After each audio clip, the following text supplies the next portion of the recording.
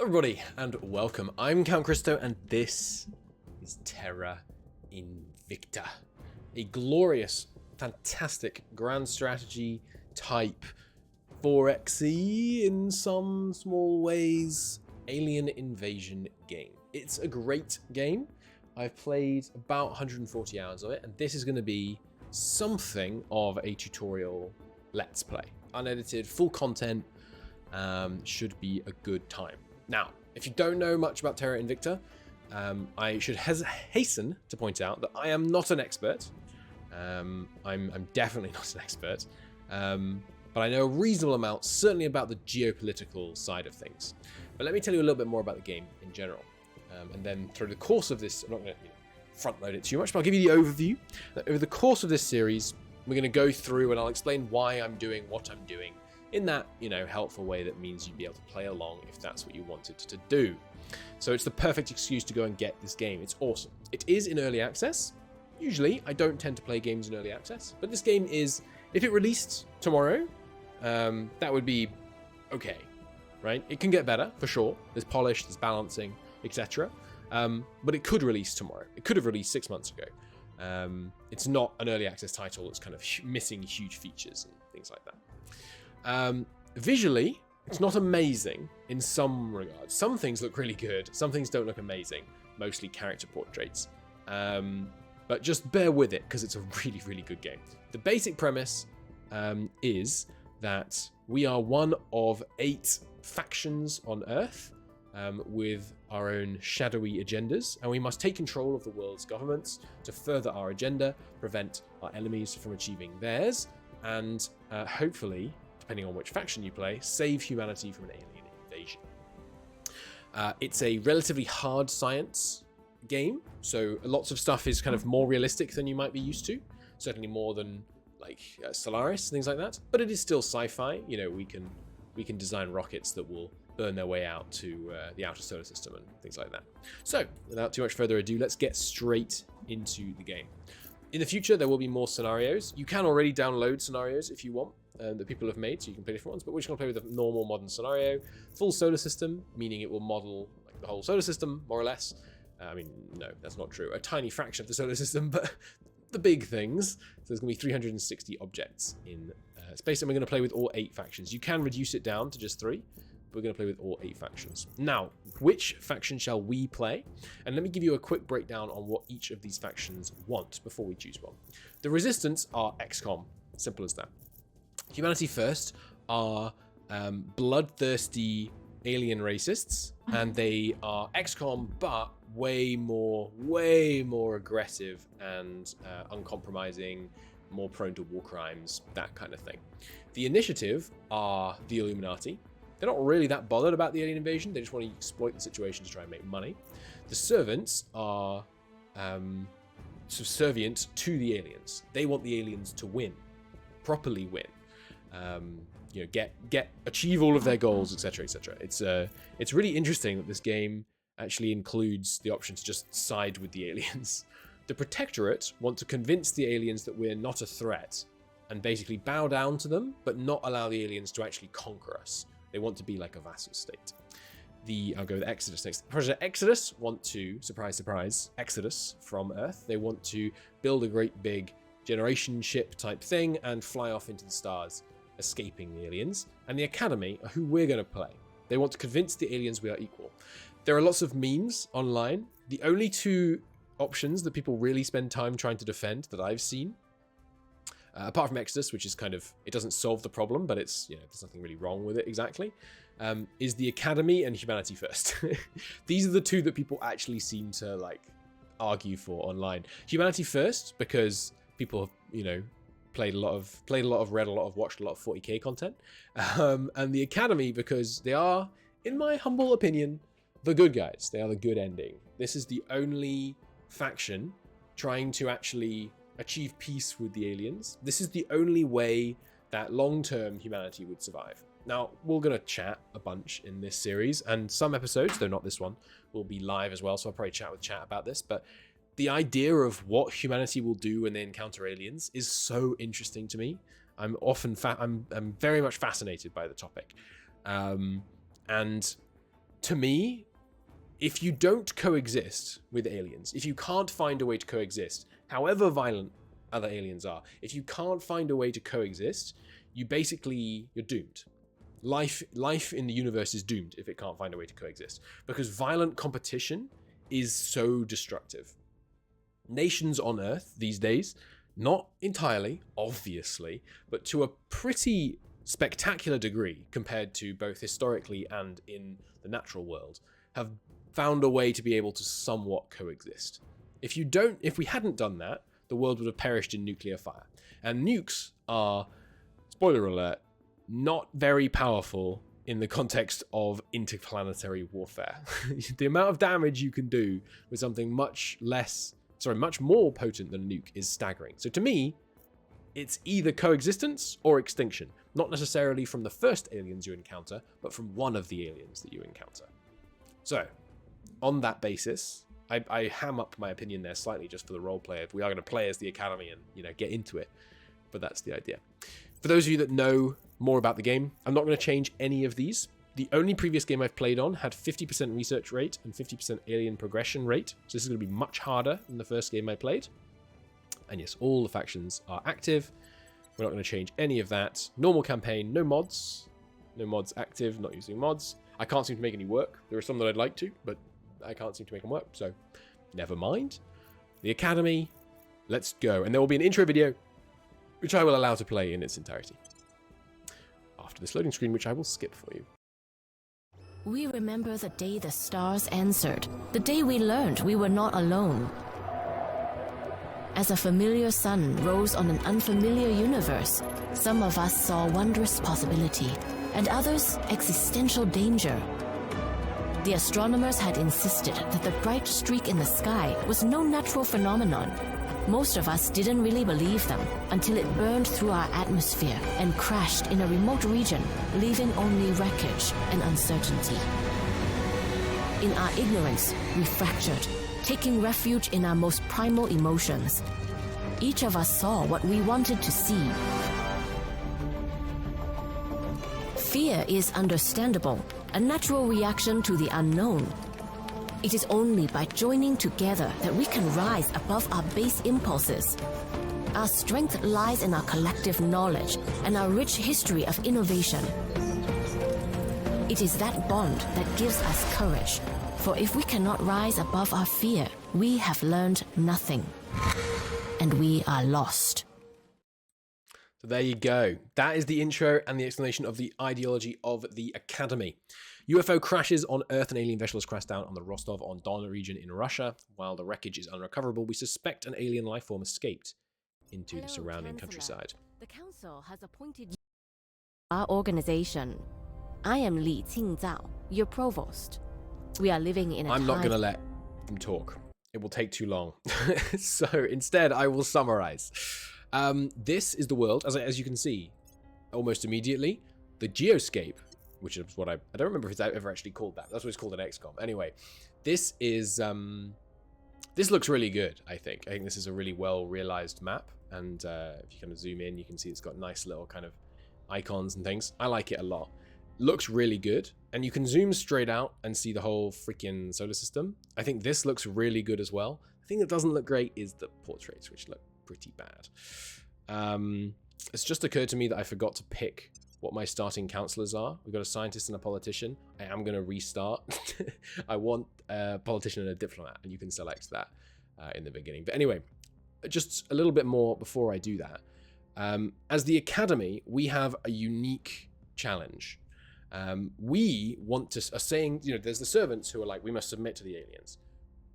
There's the Protectorate who are saying the aliens are so scary, we must do whatever they want. There's the Resistance and Humanity First saying we must resist the aliens. There's the Exodus saying we must flee them. We're the only ones saying like, well, hold on here. Who says the aliens are hostile? Maybe we can work with them. Maybe we can convince the aliens that we are their equals.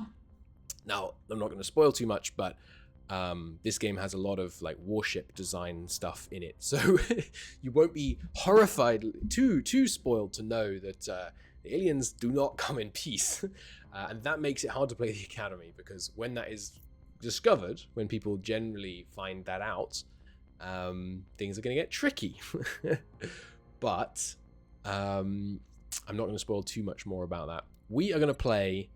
The way I'm going to go through this game is I'm not going to explain like my super long-term plan. I'm going to just kind of make decisions as we go, and I'm going to explain why I'm making those decisions as I make them. And we're going to react to the story of the game as it develops. But let me just re-roll so we get the types of counselors I like. The other thing I'll mention is I'm not going to explain all the mechanics in the game up front. God, no. I'll just explain them as they come up, basically. This is not designed to be like a compact tutorial, more of a tutorial let's play. So let me just pause recording while I quickly re-roll and get the 2 counselors that we want. So just to briefly explain why I'm picking different things. Counselors have stats, and I'll talk more about that in game in a moment. But here is the wiki, and you can see that there are different professions, right? Counselors get assigned a profession. Based on their profession, they get different missions available to them, different things they can do in the world, as well as different base stats. And what's really important for us early on is controlling nation and public campaign, and where's it gone? Protecting, defend interests. Those are the really important ones early on. So we need to make sure we get those ones. So I am just going to select the professions, which is something you can do here. It doesn't remove achievements. It's not considered cheating by the game. But that's just so you know why I care about the different professions. I'll explain more about counselors in just a sec. Okay, well, so I fully expected to re-roll this start a whole bunch of times until I got really good stats on my counselors. I didn't, I swear. I know that might be hard to convince you, but these are just the 2 I got, and they're great. That's awesome.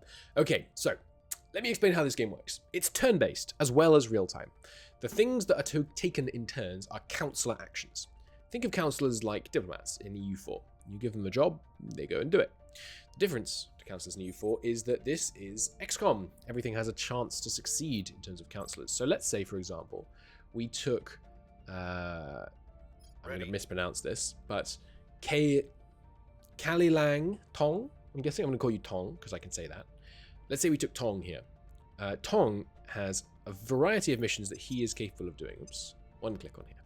He can defend interests, advise, control nation, etc., etc. We're not going to go through what all of these do right now, don't worry. Importantly for us, he can control nation, public campaign, defend interests. Those are important. He's a politician, and he got the maximum persuasion roll, which is possible to get for a politician, which is awesome. Anyway, the important ones early.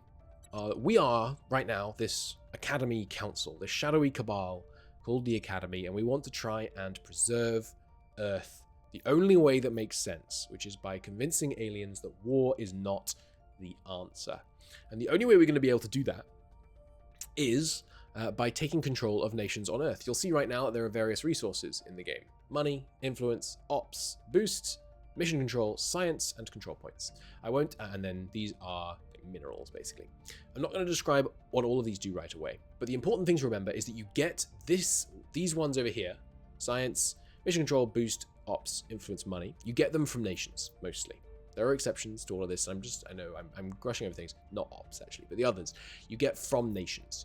Now, right now, we don't control any nations. We do, however, have a one space station. We have the International Space Station. That's right. The ISS is actually controlled by us at the start of the game. There is one other station that exists. In the fullness of time, you will see a litany of stations all the way around Earth, many of them equipped for war. But to start with, we just have this International Space Station here. So we need to take over some nations. Which nations shall we take over, and how will we do that? Well, you use counselors. So let's say you want us to take over France, a great starting point for sure. France is the leader of the European Union. I don't know if you knew that in real life, but there you go. France is in charge of the whole European Union. France has development points. It has money, it has a certain amount of science, a certain amount of boost, and a certain amount of mission control. I'm going to explain these basic features early on here. Investment points are the nation's ability to invest in stuff, right? These are the various things they can invest in. Money is quite simple. This is the amount of funding that it provides. So they have 4 control points in the nation. If you controlled all 4 of these, you would get this much funding every month. Nice and simple. That's money. Science, same deal. If you control all 4, you get this much science per month. Science is pretty simple. You use its research tax, as you would expect. Boost. This is the ability to put things in low Earth orbit and beyond. I think one, I can't remember what one represents. Decatons per month. So it's how many is a decaton? Decaton. A decaton is a place in Greece. What? That's not what I expected to come up. Decaton, wait. Decaton is 10 to the 1 tons. What? 10 to the 1, so 10 tons. Of course it is, sorry, like decade. Why would you write that as 1 decaton equals 10 to the 1 tons, Google? That's just 10. Anyway, right? That's not 10 times 10. No, that'll be 10 to the 2. Anyway, so we can put 10 tons of stuff into orbit per month. Pretty simple. Boost is needed to establish our presence in space. It's how we launch our initial space stations and things like that. In future, because sending stuff from the bottom of the gravity well is really hard, you want to be building stuff in space instead. But that's a long way down the road. We'll get there. Then mission control. This is your ability to control stuff in space. It's a complicated endeavor, communicating with a spaceship and making sure it's, carrying out its maneuvers correctly and all that stuff. So we need to have ground-based mission control in order to be able to control our stuff in space. So that's what France has. Now, I think what we're going to do this campaign, and let's see, this is a big, important click. You see this? This is how people in France feel about the different factions. And you can see that we start with 21% support for us. That's pretty darn good. That's pretty darn good. The Academy starts with higher support than all the other factions. How's China doing? China supports humanity first. Russia supports that. But US. Now, the US is really powerful in this game.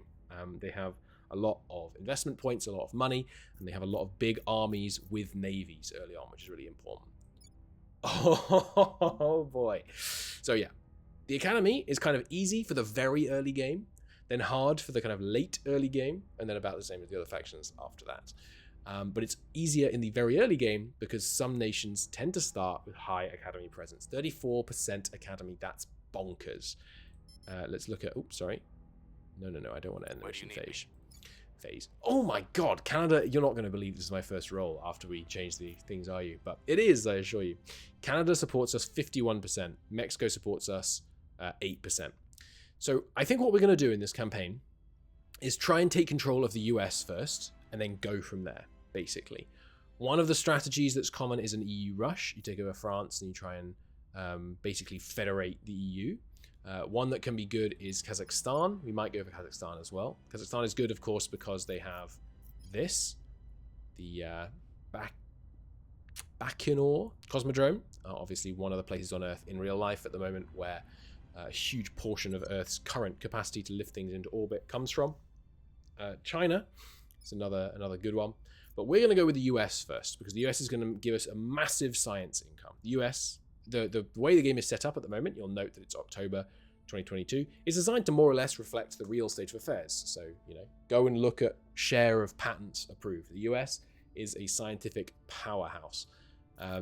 Relative to its size, UK is also pretty good. So we might go over there as well. Oh, they support us as well. That's so good.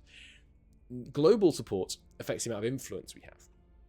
Now let's start talking about how you actually take over a country. Let's say I want to take over America. America has 6 control points, and each one of them has a cost against cap, you can see in this tooltip, of 27.23. Now that's going to be a problem, because we can control right now, you can see up here, 121 control points. Okay? Which means if we controlled all of the US, we'd be over this cap. If you're over your cap, it's bad. Generally, you don't want to be over your cap. But we can raise the cap. And I think we're still going to try and go for the US early. Now, to take it over, we're going to take Tong, and we're going to use Control Nation on the US. You can see we have a 2% chance to succeed. Not great. He has a persuasion of 8. That's the importance of that stat.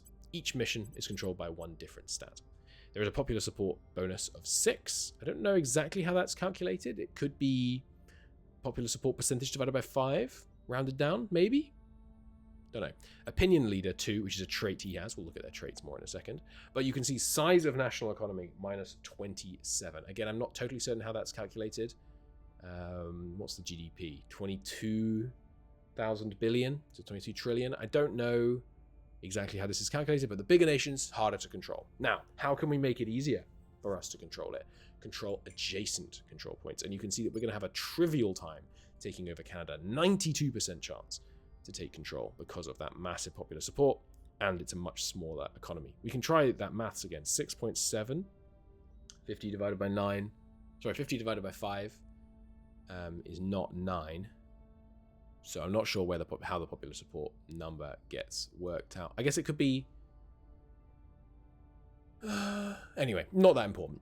So what we're going to do is we're going to try and take over Mexico, Canada, and by having adjacency to the United States with things we control, we'll make it easier for us to take over the United States. That's the idea. So right out of the gate, I think I'm going to take over control of Mexico. Now, the game is all about percentages. You've played XCOM, you know 92% means it will miss at least half the time. So if you want, you can spend stuff to make it more likely to succeed. So in the case of Control Nation, you spend influence. You can spend 1 to give yourself a bonus of 1, 2 to give yourself a bonus of 2, 4 to give yourself a bonus of 3, 8 to give yourself a bonus of 4, 16, bonus of 5, 32, give yourself a bonus of 6. And in the future, you unlock the ability to keep going. But as you can see, it is exponentially more expensive. I'm pretty sure you can work out the metric here that goes 1, 2, 3, 4. Oh, sorry, 1, 2, 4, 6. 1, 2, 4, 8, 16, 32. So it gets much more expensive the more you want to invest. I think I am going to immediately try and take over Canada, and I'm going to invest... The way I'm thinking about this is if I spend 2 influence points, I almost half the chance of failure. That's worth it to me. I want to get a really good start here. Influence is hard to come by. We only make 2 a day at the moment. We're getting 1.8 from global public opinion. That's so good. Establishing control. If you go to Intel, Standing which by. is this one, I think. Yeah, and then we look at global. You can see that right now, 17% of the world supports us. That number will decline. Hopefully we'll then be able to get it to raise again, but trust me, it's going to decline. Our other guy, he's not capable of Control Nation. I chose him because he is an investigator. He can crack down and purge. Now the good thing about crack down and purge is they serve different goals and take over a nation. So Tong is taking over this point, right? Let's say he'd taken over that point. Someone else had taken over that point and we wanted to take it from them. What you would want to do then is purge. Purge goes after a point that someone else owns and tries to take it. It's harder than control objective. It uses the espionage stat, which he has a 4 in. You can make purge much easier by doing the crackdown mission. Crackdown uses the investigate stat, which he has a 7 in. Again, like I said, good rolls on this one. These numbers go up to 25, by the way. So we are going to use him. Oh, but he can't do public support. He was a bad choice, actually. That's annoying. Maybe we can get him. You can unlock more abilities for counselors. Let's briefly go down the list of all the things we can do with counselors, briefly, and then we'll go from there. So he can crack down, make it easier to take control points off other people. Purge, take the control point off other people. Set national policy, it does things like declare wars, unify states together, things like that. Surveil location, like it sounds. Investigate counselors, you can look into people, learn about their loyalties and things like that. Detain counselors, kidnap. Go to ground, hide, basically, so that people don't get you. Contact, trade, negotiations, basically, with other factions. He can go into orbit and he can investigate alien activity, which costs 5 ops. Ops are used for things like assassination and kidnapping. So we will investigate alien activity. Where did it crash down this time? Down in Chile, hey? Let's go have a look then. So he will go and do that. And now that is our turn. We can now confirm assignments and wait while we carry out those first 2 missions. But before we do that, I want to take a look at the International Space Station. Can we actually build anything here right now? I assume we don't have the boost. Yeah, okay, it's going to cost 1.5 boost to build this. Because that's the kind of mass that needs to be lifted up. But what have we already got here? Solar collector, a space science lab, and a solar collector. Okay, so we'll get more into how you build space stations in the future. They can get substantially bigger than this, I assure you. But let's just look at this right now. It's costing us a certain amount of boost to support this station because we don't have volatile materials or water available for it in space. If we had a mine on the moon that was producing those things, we wouldn't have to spend that boost. We'd just be able to send the stuff from there there to there, and it is free to move stuff around in space. One of the simplifications of the logistics that's necessary. It's costing us 1 mission control to have this thing up here, and we're getting a 2.5% bonus to our space science research, which is pretty useful. You also have to balance power needs, and this is important because the main way you generate power early game, and you can zoom all the way in, which I do think is really cool, and actually see your space station. And when there are battles, and rest assured there will be battles, you can, you get right into the action. Close to the sun, Earth, Mercury, Venus, relatively Mars, there's lots of solar energy available. If you start getting out towards Neptune, there's not very much solar energy available. So you need to get things like nuclear reactors going out there. Now, if I can remember my shortcut keys. 2 is Earth, I think. Yeah, good. So here we are back on Earth. Let's take a closer look at our counselors here. So, Harrison Gerald. He can surveil, investigate, crack down, investigate, detain, purge. Right, sorry, he's the one we already looked at. So he's got these stats: 2 persuasion, 7 investigation, etc. Let me just very quickly tell you what these do. Persuasion, this is your ability to sway people's opinion, unsurprisingly. That includes other counselors' opinion as well as the public. Investigation, this is your ability to, find other counselors, look into them, determine their loyalty, as well as crackdown. Wait, which way around is it? Yeah, crackdown. Espionage, pretty much how it sounds, also affects their ability to stay undercover. Command is useful for assassinations and assault and things like that. Administration directly benefits your control point cap, as does command. It also affects the number of organizations you can have. Organizations are one of the 2 main ways that you can increase the stats on your counselors. So for example, we could put Polaris Materials on him. That doesn't actually give you any stats. Let me find an example. Here we go. The Hellborn group gives you 3 administration. And you can see that it has 1 star. That means it costs 1 administration. So this is a net positive administration one. What's the downside? Well, it costs $1,900 or whatever this is. Money. Cash. Another example, this one gives you 1 command and 2 security. Security is your ability to resist enemy attacks against you, and science helps you to assist nations in their scientific program, as well as giving you just some general science income. You've got some traits as well. Let me see, what are these? Aware. He gets +1 investigation when attempting to detect enemy counselors. Okay, he's famous. See, that's not great. We get some influence income, but he's easier to detect by enemies. That's not good. And then there's brazen. Flouts elite conventions, gaining influence among the masses. Okay, so he loses some security. He's easier to kill. He gains persuasion in nations where education levels are 7 or less, and he gets a little bit of income in terms of influence. Family ties. He just suffers a massive loyalty loss if his home region is hit by a nuclear weapon. His home is where? London. Okay, so we're going to try and hopefully avoid London getting nuked. Loyalty is their commitment to our cause. If it gets low, they can be turned by other factions. They can become double agents. Prosperous, he gives us some cash, and undercover, he gets +1 espionage. Okay, which helps to somewhat cancel out famous, but not nearly entirely. So he has 10 XP. In the future, we'll be able to either just directly increase his stats with this XP, or we could gain him new traits. You get XP by successfully completing missions that are possible to fail. So there are some missions. If we take a look here, do we have someone who can advise? Yeah, so he can advise. What advise does is it uses your command, administration, and science stats to boost a nation. Command boosts their army, administration boosts their economy, and science boosts their science output. Advise can't be failed. So if you do this over and over, they're not gaining any XP, which means often you want to try and stat up your counselors, get them lots of XP before you do that. Now let's take a look at Tong. 84221617. 6 administration is good. Administration is by far the most important stat, especially early on. You want to try and push your guys to 25 administration fast, because every point of administration can be used to gain more points of other things. So let's say you got 1 point of administration, I could turn that into 3 points of administration with the Hellborn group. Or with 1 point of administration, I could get 1 point of investigation and 1 point of espionage and 1 point of security. So administration is the most important early on. He has 14 XP. Does that mean he's a fast learner? No, he's not. Why has he got 14 XP already? Interesting. Anyway, he is government, which means there are some things. I think the Canadian Security Service, yeah. In order to have this, you have to both control one of the control points in Canada and be a government type agent. He's an opinion leader. He gets +2 persuasion in nations where... I forget what that symbol is. That symbol is... here. Democracy. So he's more effective in democratic nations.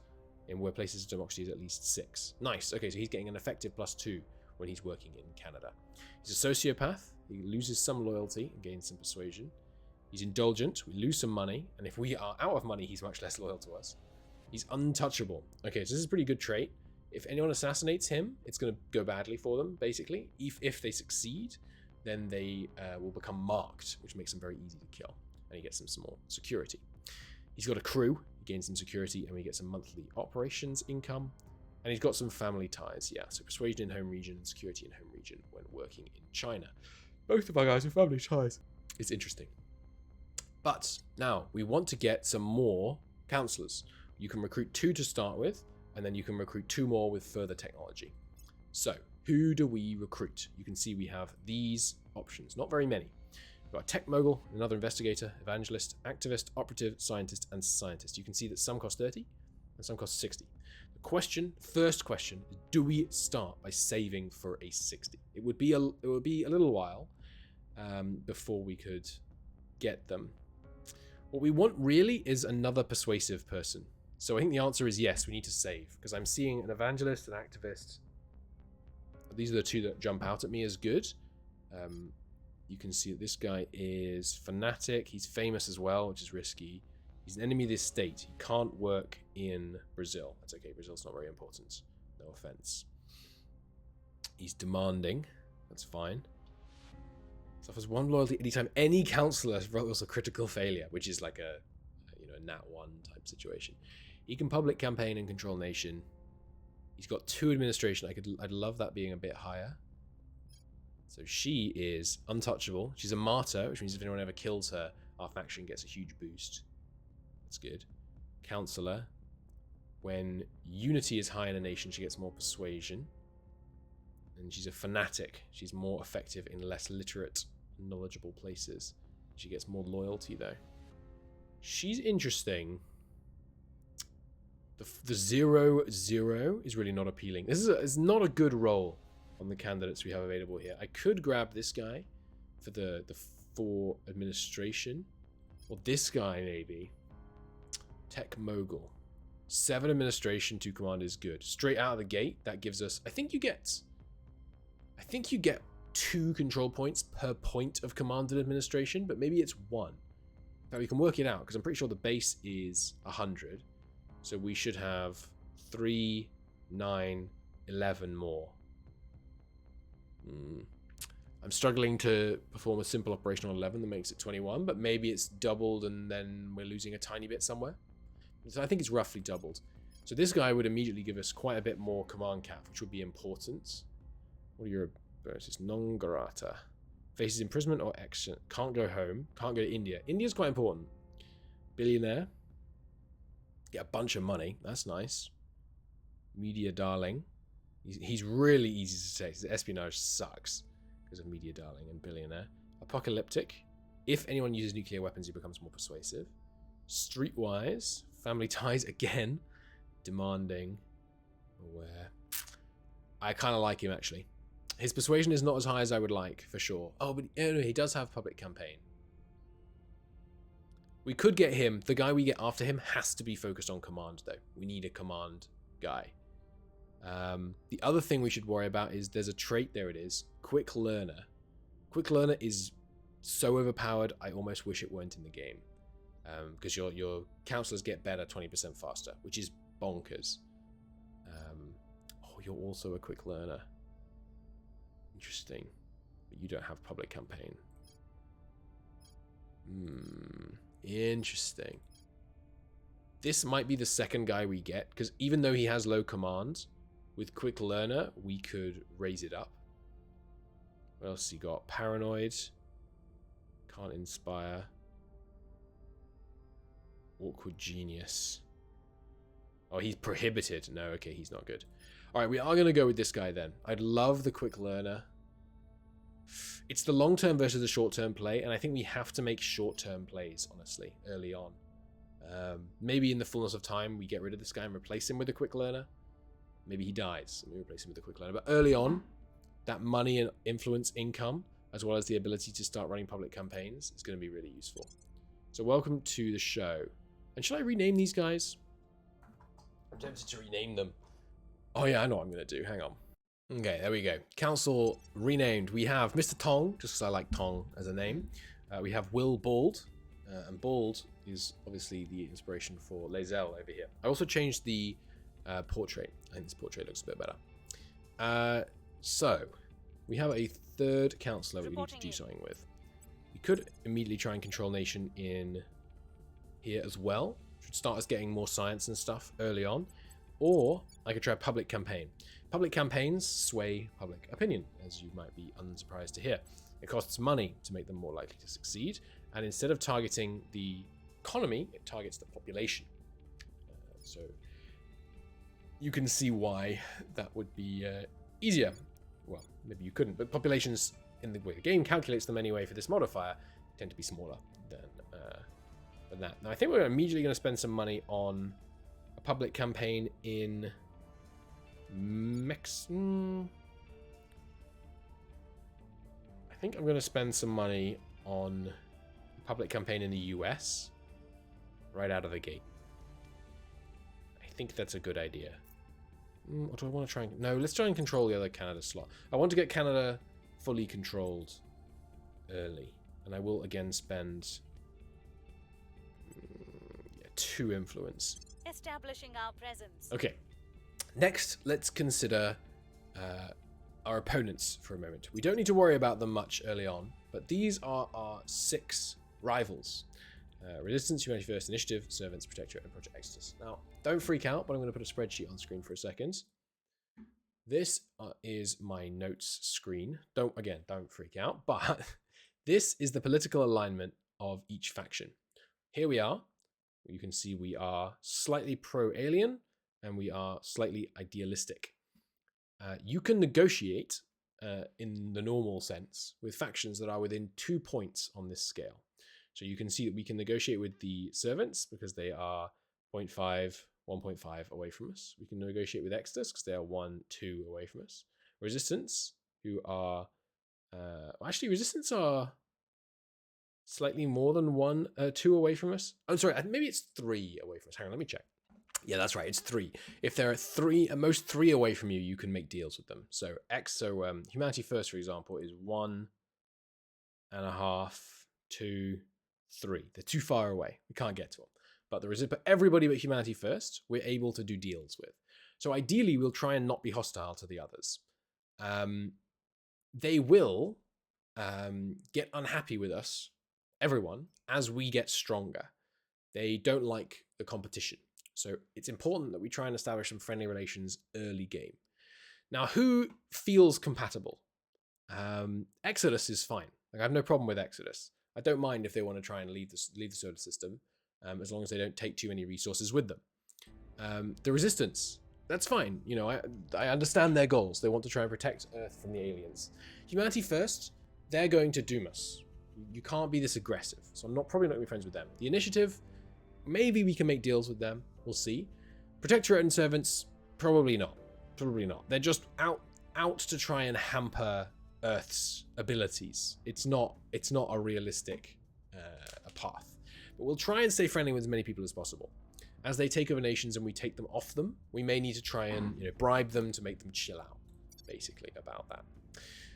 Now, what else do I want to do? Are there any... Do I want to get Polaris metals? It will cost us 96 money. It give us plus 1% economy and 3% spoils, as well as some monthly income and some space output mining. Obviously, mining output doesn't matter. Let's talk about what spoils and economy are. These are the priorities of the nation. These are like the sliders on the EU4 economy screen, or the placement of pops in Endless Legend, or any of that kind of thing. The build queue in other games. This is what your nation is focusing on. So if we take a look at Canada, we will shortly be in control of Canada, And each control point, which by the way do have flavorful names, which is pretty cool. This is the mass media, this is the legislature, and this is the executive. Everyone has an executive and a legislature, but the others can be different. So the US, for example, has mass media, but also corporations, identity blocks, and the financial sector. Controlling each gives various different bonuses. If you control the legislature, it's much easier to crack down on the executive, for example. If we controlled all three, we'd be able to control all three of these sets of objectives. You can see that right now, they're not all the same because each group, executive, legislature, mass media, have different priorities. You can see, for example, that mass media and executive care less about welfare than the legislature. When we control them, we'll be able to do it all ourselves. We can invest in these various things. These aren't that complicated. It can feel a bit overwhelming. I felt overwhelmed when I first started the game. In fact, I looked at this screen, tried to understand what I should do, got kind of overwhelmed, choice paralysis, and I stopped playing for like 6 months. But let me explain. It's not that complicated. Economy boosts your GDP. Well, it grows your economy, right? But more specifically, it increases your GDP per capita. And then your GDP per capita is multiplied by your population to get your total GDP.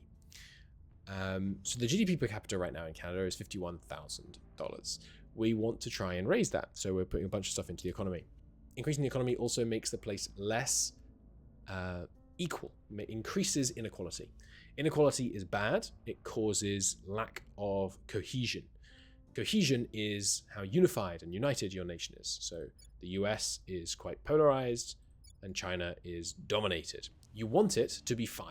5 is the ideal result. You want it to be diverse, but not. You don't want it to be so diverse and lacking cohesion that no one can work together, but you don't want it so unified that no one has an independent thought. 5 is the number to go for. Then we have our tech level. Tech level is raised by investments in knowledge. Investments also increase democracy. Higher democracy values are almost universally better. The more democratic, the more science output you can get. Welfare decreases inequality. It also reduces the amount of greenhouse gases, which is pretty good. Economy increases the amount of greenhouse gases. Unity increases cohesion. So if it's below 5, you might want to use unity. It also increases the popularity of the person using it. So you tend to want to always use a little bit of unity. I tend to find that like 5 to 10% is usually plenty. You can see that there's different levels here and different percentages of investment. About 5% unity, 5 to 10, tends to be enough to keep your guys popular enough. Military, this is investment in miltech, basically. You can see that Canada is in the information age, which means they have a score of 4.1. If an army of 4.1 fights an army of 5, the army of 5 will win handily. And you can see that the US has 4.5 right now. It's the highest in the world. Military doesn't build armies, it just raises this number. And if you want a nation to be providing armies for you, there has to be some investment in military a lot of the time, basically. It takes a really long time to raise this, which makes sense. You're overhauling the whole military and the whole industry that supports it. Then there's spoils. Spoils steals cash, basically. Spoils is just a way to yoink money out of the country really fast. Damn the consequences, damn the country, damn the equality, damn the democracy, damn the environment. Spoils just takes money straight out. Depending on the inequality, some nations will demand a certain amount of spoils, and if you give them less than that, it's easier to carry out coups in that nation. I have generally found you can avoid coups anyway. Don't use spoils on a nation you want to have long term. Funding. This is the amount of national resources that are dedicated to raising the amount of funds that the nation produces for its controller every month. Boost. It's pretty simple. It builds the ability to build launch sites, basically. Mission control. Again, pretty simple. It builds mission control. Armies. Takes 60 investment points to build an army, and then there will be 1 additional army. You can see here that the US has 6 armies. If you invested 60 investment points in here, it would build an army. Each army you have reduces the number of investment points available permanently. So if we look here, I think you might be able to see it in the tooltip. Yes, armies safe in your home regions reduce the national investment points by 0.5 per army for a total penalty of 2.5. They have 6 armies, so I'm not quite sure how that's being worked out. Because one of them is not at home, I imagine. Yes, one of them is stationed in Seoul. So it's decreasing it by even more. they're abroad, which means they're decreasing it by 1. So there's a 3.5 penalty for the US. It's costing them 3.5 investment points per month in order to maintain their armies. Note they have 18. 3.5 is a lot. So having big armies, very expensive. But often, worth it.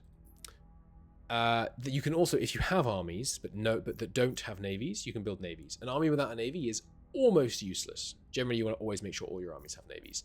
Armies without navies can't traverse the seas, which becomes very difficult. It's also worth noting that the total, you get all the armies that you have that have navies. So 1, 2, 3, 4, 5, 6 in the US's terms. Add together the that number, so 6, times your information, your military tech level. That gives you your naval power. If the US was at war with the UK, naval power a lot lower, just one army with a navy at 4.3, then the UK would not be allowed to move its army across the seas. That's how blockades work in this game. If you're at war with a nation and you have bigger navy, you just win. There's no naval battles or anything like that. There are naval battles that take place in space. There's no sea battles. So the US is great for that because the US has by far the largest navy. If we look at the second place contender, China, only 7.5. So if you're the US and you're at war with someone, they can't move overseas. It gives you a really dominant position.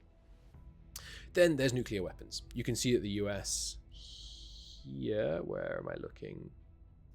Have I lost it?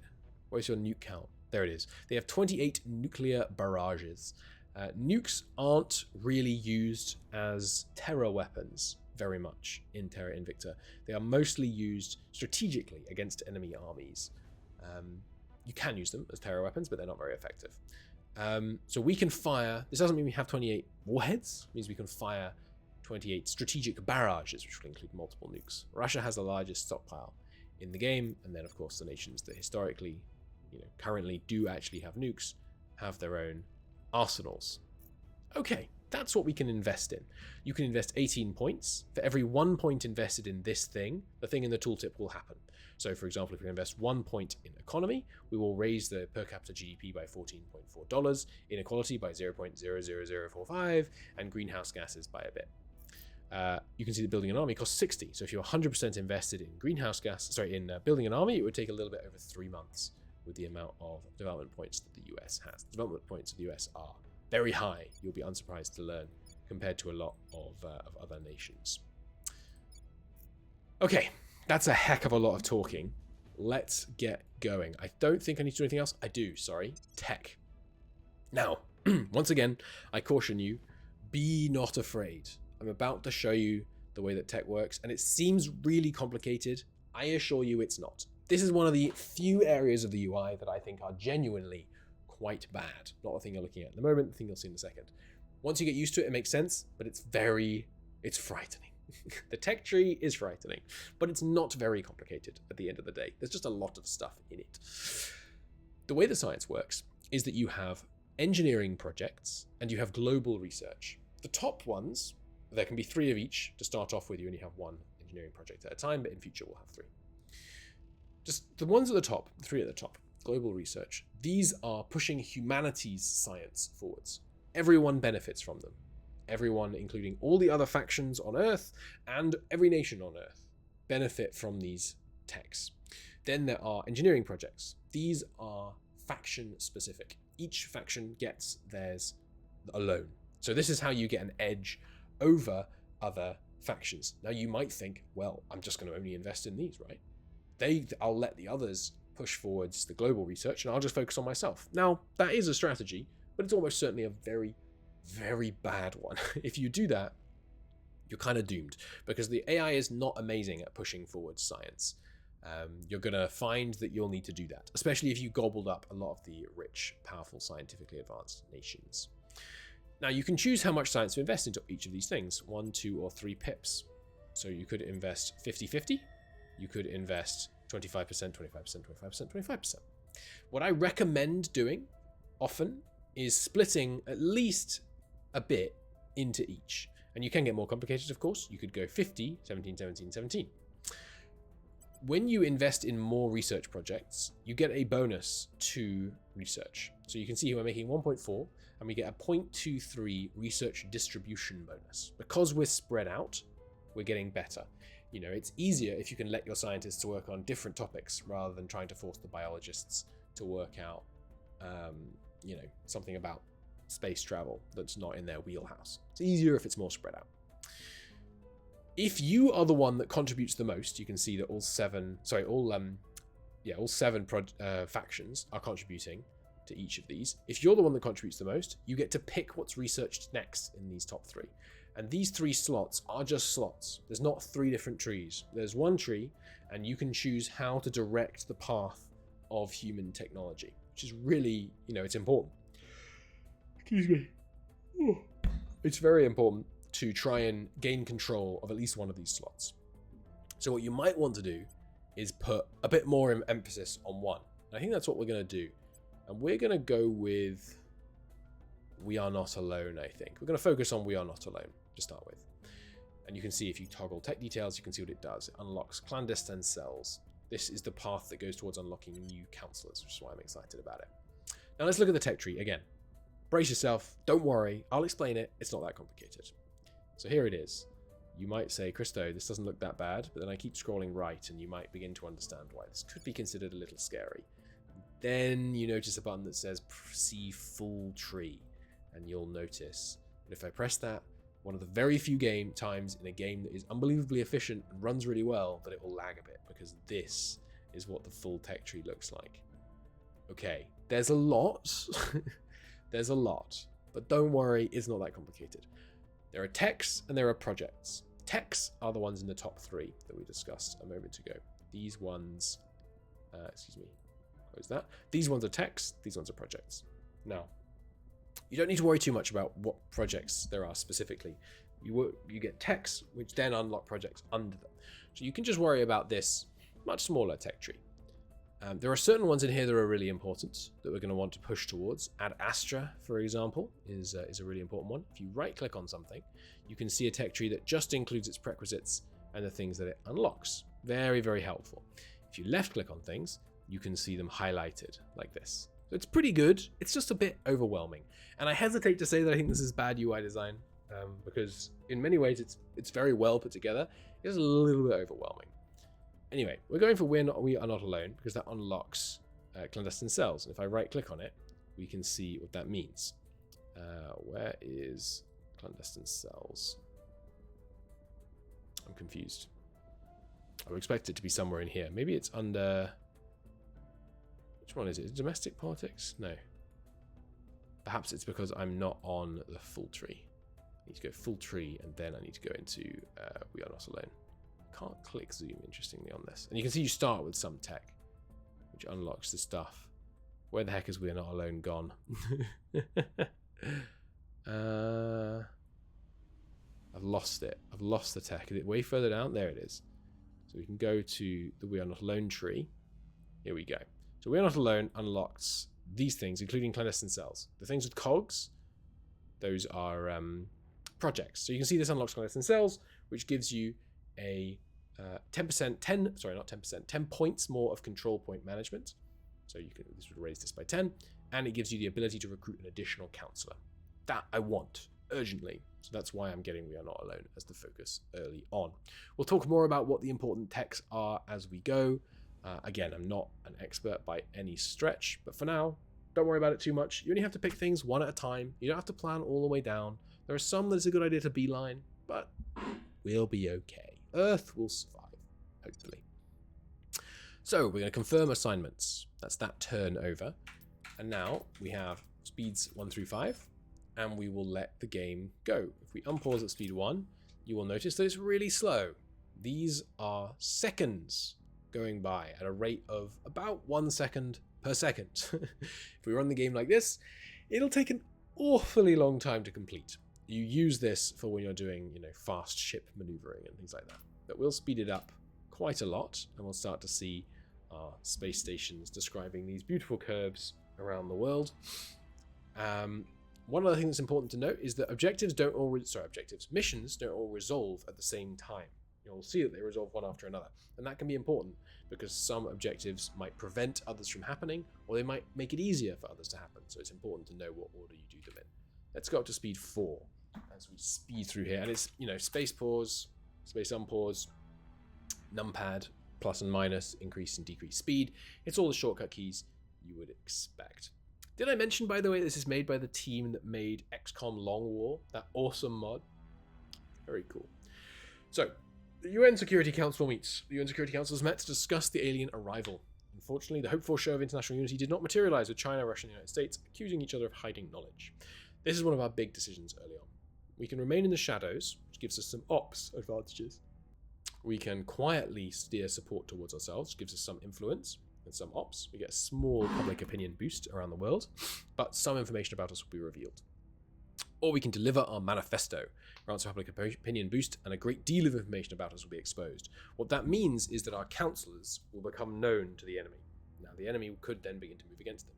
Early on, I've never found them to ever do that.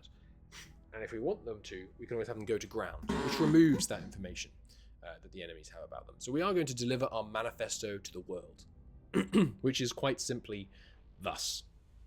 Maybe these aliens are friendly, maybe they're hostile. We have to try and make them friendly, try and support them somehow, try and find a way to reconcile with them. Because if we don't, maybe we can defend ourselves from these guys, but if we are not the only intelligent species in the galaxy, it stands to reason that there must be an uncountable number of intelligent species across the universe. If we cannot live with them, we would have to kill them all. And have you seen 40k? It does not work. We'll deliver our manifesto Every to circumstance the world. is an opportunity. We now Our meet... test is to recognize... Yes. Okay. We will now meet all of the other factions. So this is the initiative. A shadowy cabal reveals little about their methods. They're behind rampant rumors that the alien arrival is a fabrication by Earth governments. Okay. Those are the only ones that chose to openly reveal themselves. Others didn't. That's interesting. That will give us a public opinion advantage early on. A small bonus to xenology research, and we have investigated the UFO crash down Chancellor, site. we have completed our initial field investigation at the crash site. Okay. We gathered some fragments of debris. No sign of the spacecraft crew. Are they hiding? Did some other organization seize them, or did they have their own plans? We don't know. We've got 20 science and 20 research points. Okay. Now, when it becomes available, research the Alien Signatures Project. Okay, so we've got to try and understand the aliens and their way of looking at the world. You'll notice that we did get a small public opinion boost in some countries. Not a big one, but some. Oh, a bigger one in Mexico, that's good. You will also notice that our counselors each have all these symbols on them. That means that these other factions, that counselor believes anyway, that these other factions know of them, know where they are, and that's potentially dangerous. Okay, let's keep the game on pause. Nice. Okay, so you see the way the game works is you roll a number between 1 and 100. If the number is lower than your chance to succeed, you succeed. If it's higher, you fail. So we got freaking close, 95 out of 96. That's pretty good. We are taking over. And we succeed the other one as well. Nice. Roll of 12 on our success chance of 85%. I feel very validated about spending the influence, by the way, to increase the other one to 96% from 92, because at 92, that first roll would have been a failure. Now we control 2 points here. You can see it's using some of our control cap, and we can now set up the mission, the what do I call them? Priorities. That's the word. So we will do that. And we will also go in here. How do you do it again? Right, so you go here to show all the nations you control. And then you go design priority template. So we're going to design some presets right now. And these I can recommend to you. I think they're fairly good. What we want to do is no funding, no boost, no mission control, no space defenses. I don't think you can even build space defenses early on. Yeah, you can't do that early on. These defend places from like bombardment from orbit. So what I want to start with is a couple of defaults. One is ruin. No, there's already a spoils template, so we don't need that one. There will be some place, like we might take over Venezuela and then just be incredibly like just try and rip wealth out of the country as much as possible to try and boost our early game income. That can be actually a valid strategy that we might employ. Okay, we don't want military spending, but this is like this is the base rich. So for a rich nation, this is the kind of default template we're going to use, which is going to be A lot of economy, a little welfare, a lot of knowledge. That's it. So we'll save that. We'll apply that globally. That's what we're going to do to start with. And then what we'll do is we'll go case by case. Do I want to increase military in this case? Do I want to increase, so on and so forth? Now, Canada will eventually unite with the US, which will be a problem because it will lower the US's military tech. So maybe we don't. Maybe we unify Canada with Britain instead. But unifications in this game are great and fun and engaging. I really like them. You have to invent techs often to make them possible. The way that unifications work is that nations that are in federations, so the European Union, the Eurasian Union are the two that exist at the start of the game, can unite with each other. Why would you want to unite nations? Well, because the larger nations do not proportionally cost larger numbers of control points. So if you unify Canada and the US, it's cheaper to control than just the US.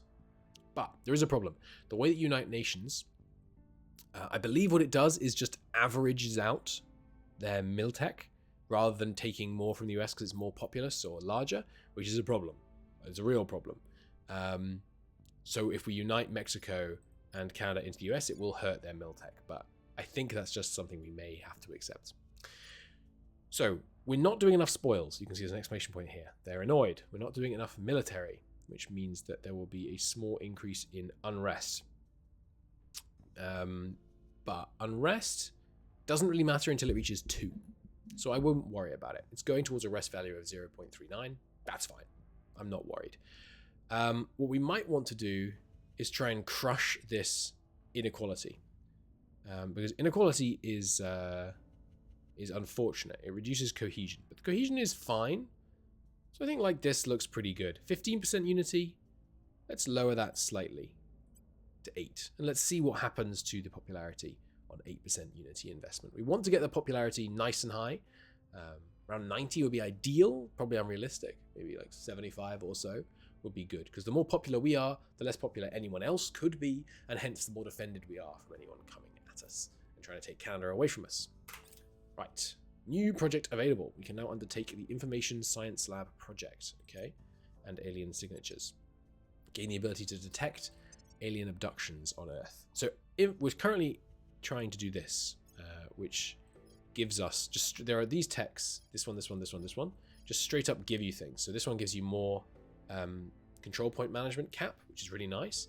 This one just gives you money. This one gives you influence. This one gives you ops. They get more and more expensive each time. They're the repeatable techs, basically. We will do alien signatures real quick. Won't take very long, just till November.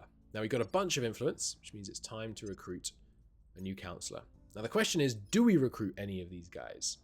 Or do I wait and recruit someone better? Because the awkward genius, no inspiring public campaign, but he's got really good purge and investigation. So we could bump up his command stat. I do quite like that. I do quite like him. Or you, just because you've already got a decent persuasion. We've got 2 good persuasion people, though. I think Fast Learner is just so good that I am tempted to get this guy. It's also worth noting age of our counselors. I didn't look into that with you. Please don't be old. Please don't be old. 46, a little old. The game's likely to run, I don't know, 30, 40 years. Yeah. So there's a possibility she dies from old age, which would be annoying. How old are you guys? 37, 35. Much more acceptable. And now we can get the Canadian Intelligence Agency, which I might well do. I think we do recruit the Quick Learner. Quick Learner is just so good. He's never going to be persuasive. Oh well. That's fine. He's got good espionage. He's got bad administration and command, which I don't like, but we're going to recruit him. He's potentially very disloyal. That's not good. We need to get him inspired. And then I do want to try and save up to buy this, I think. So we'll try and save up to 70 influence. Get the Canadian Security Intelligence Service. Gives some good stats. And it grants Investigate Counselor and Surveil Location. Right. Now I can augment him immediately. Let's just start giving him more administration. We need to basically give everyone administration. Toot sweet. I don't think I can augment anyone else. Oh, I can for you. Nice. Yeah, just give more administration. Good. Because administration raises our control point cap. Very, very, very important. No one can get any of these guys because we've spent all of our stuff. Okay. I'll pause again. I think I might do that Venezuela strategy that I just talked about, by the way, because Venezuela, it's in a bad state. And it's never going to be that good, in that good a state, so I'm not too worried about making it worse. And because it has natural resources, spoils is more effective. Select our management team. Do we want to have lobbyists and influencers? More monthly influence income. Research income. Gain 50 ops. Or 10 monthly money. Now, influence is the only one of these that I think you are often limited on influence. The others, you can just build things that increase it, which is less the case with influence. So I'm going to take lobbyists and influencers. I also think that's a good early game play because it'll let us take control of more nations early. So that's the end of turn 1 of Terra Invicta. In the next turn, we will seize control of the executive in Canada. But let's take a quick look at what other nations have done. The servants have taken control of one of the points in Brazil. The initiative are taking control of Germany. What else has happened? Not many control points taken over already, interestingly. I'm kind of surprised. Looks like our enemies got some, well, and friends and unfriendly neighbors, but not enemies, got some low rolls. That's good for us. But yeah, we're going to continue our push to try and take over the US, where our popular opinion is still going slowly in our direction. We will continue to upgrade our councillors, who will probably want to go to ground soon, so they're not murdered by somebody, which would be good. And we will begin this great project of ours, attempting to convince the aliens that we are their equals, and that we should live in peace and harmony to whatever extent we can. Okay, excellent. Thank you so much for watching. I will see you in the next episode. Expect these to come out weekly, and yeah, should be good fun. Do hit me with any questions. The Terra Invicta Discord is also an excellent place to ask questions. Lots of very knowledgeable, very helpful people over there. Hopefully this wasn't too much information overload. I think we covered a lot in this first episode, and I'll see you in the next one.